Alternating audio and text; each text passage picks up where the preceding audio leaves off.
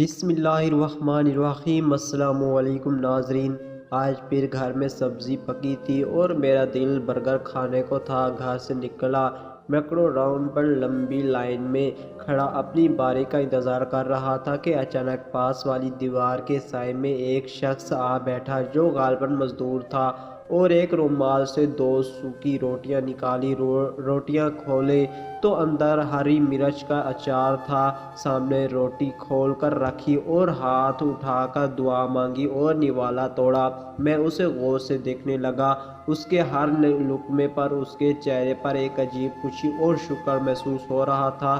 اتنے میں ایک اور مزدور آ کر اس کے پاس دیوار کے سائے میں بیٹھ گیا اور اپنے رومال سے روٹی نکالی، لیکن اس کی روٹی میں اچار بھی نہ تھا۔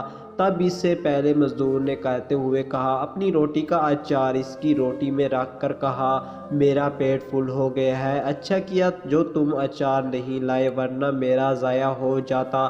بس یہ وہی آخری الفاظ تھے جو میں نے غور سے سنے بھی اور دیکھا بھی۔ اتنے میں آواز آئی، جی سر، آپ کا آرڈر کیا ہے؟ میں نے میکڈونلڈ کے اسٹاف کی طرف دیکھا تو میری آنکھوں سے آنسو نکل رہے تھے اور منہ میں ایک لفظ نہیں تھا، بس اتنا کہا کہ مجھے برگر نہیں پسند، اور کھڑکی چھوڑ کر ان مزدوروں کے پاس جا کر رک گیا۔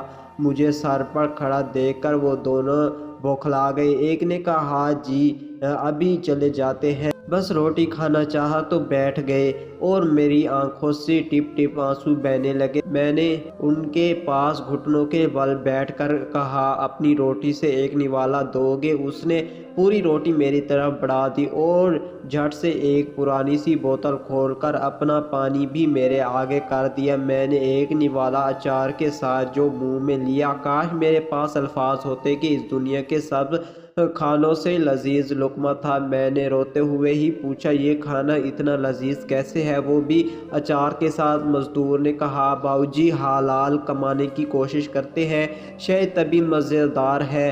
روکھی سوکھی کھانے کا بھی مجھے نہیں یاد میں نے کتنے لقمے لگائے اس کی روٹی کے، اور ہاں مجھے اب برگرز نہیں پسند، سادہ روٹی کھاتا ہوں جو بہت لذیذ ہوتی ہے۔